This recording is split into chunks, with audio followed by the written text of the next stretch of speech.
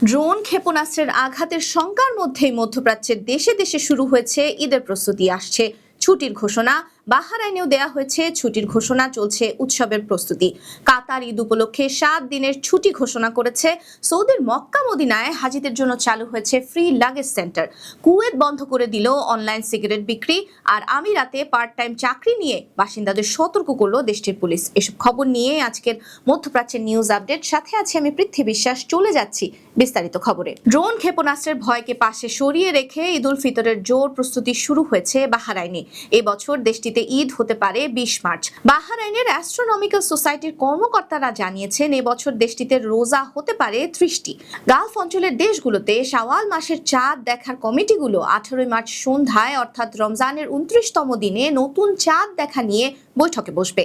সেখান থেকেই আসবে ঈদ পালনের সিদ্ধান্ত। তবে জ্যোতির্বৈজ্ঞানিক তথ্য অনুযায়ী শাওয়ালের ক্রেসেন্ট দেখা যাবে 19 মার্চ ভোরে, ফলে 18 মার্চ সূর্যাস্তের সময় আকাশে চাঁদ দৃশ্যমান হবার সম্ভাবনা নেই এবং সেই কারণে বৃহস্পতিবার রমজানের 30তম দিন পূর্ণ হবে। 29 মার্চের সন্ধ্যায় শাওয়ালের চাঁদ দেখার সম্ভাবনা অত্যন্ত বেশি।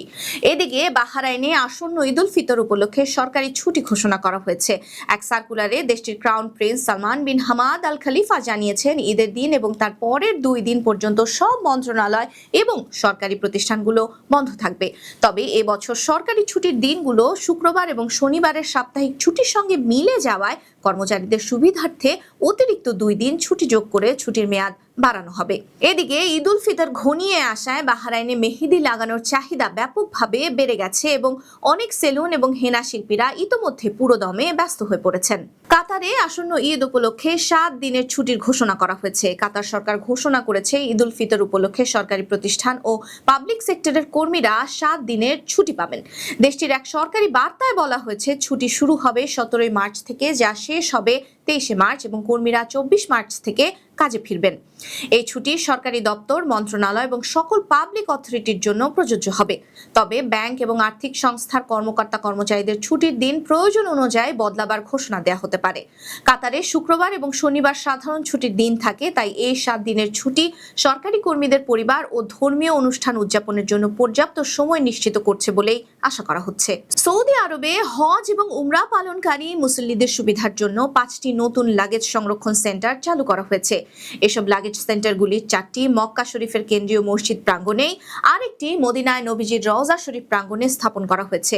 মক্কার গ্র্যান্ড মসজিদের পশ্চিম আঙিনা আজিয়াদ স্ট্রিট, মক্কা লাইব্রেরির পূর্ব আঙিনা এবং তৃতীয়টি সৌদি সম্প্রসারণ ভবনের মতো গুরুত্বপূর্ণ স্থানে স্থাপন করা হয়েছে। এছাড়া king Abdul Aziz gate, king Fahad gate, Umrah gate এবং গেট 100 সহ কয়েকটি প্রধান প্রবেশপথে ব্যাগ জমা দেওয়ার আলাদা পয়েন্ট রাখা হয়েছে। মদিনার মসজিদে নববীর এক্সিট 365 এবং 366 এর মাঝামাঝি স্থানেও একটি লাগেজ কেন্দ্র স্থাপন করা হয়েছে। এর ফলে হাজিরা লাগেজ জমা রেখে ঝামেলাহীনভাবে চলাফেরা করতে পারবেন, ইবাদতে মনোযোগী হতে পারবেন। এসব স্থানে হাজিরা তাদের ব্যাগ সর্বোচ্চ 4 ঘন্টা পর্যন্ত বিনামূল্যে রাখতে পারবেন এবং এই সেবা 24 ঘন্টা চালু থাকবে।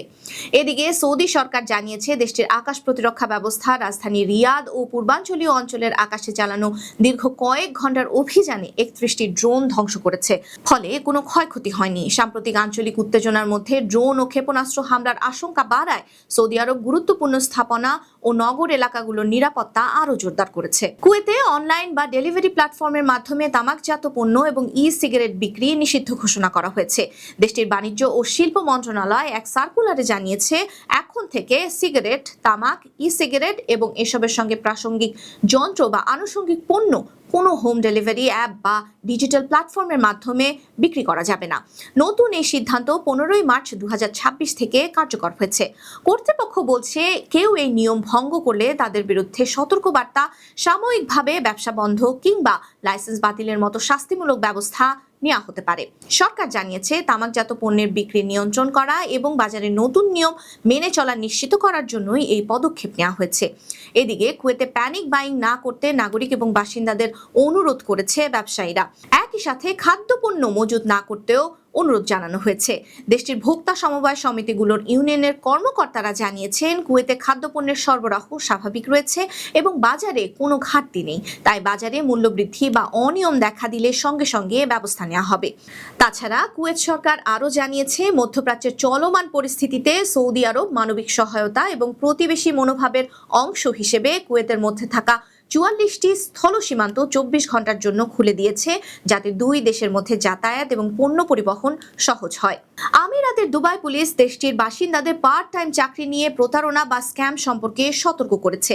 পুলিশ জানিয়েছে, প্রতারকরা সাধারণত সহজ কাজের প্রতিশ্রুতি দিয়ে নেটিজেনদের আকর্ষণ করে এবং তারপর রেজিস্ট্রেশন ফি, অ্যাকাউন্ট সক্রিয়করণ ফি বা টাকা ট্রান্সফার করতে বলে।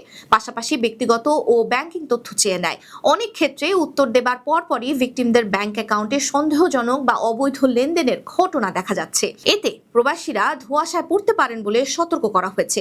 পুলিশ বলেছে, বাস্তবে বৈধ নিয়োগকারীরা কোনো ধরনের ফি দাবি করেন না। পুলিশ সবাইকে চাকরির অফার যাচাই করা, ব্যক্তিগত ব্যাংক তথ্য শেয়ার না করা এবং কোনো অর্থ প্রদান না করার ব্যাপারে সতর্ক থাকার অনুরোধ জানিয়েছে।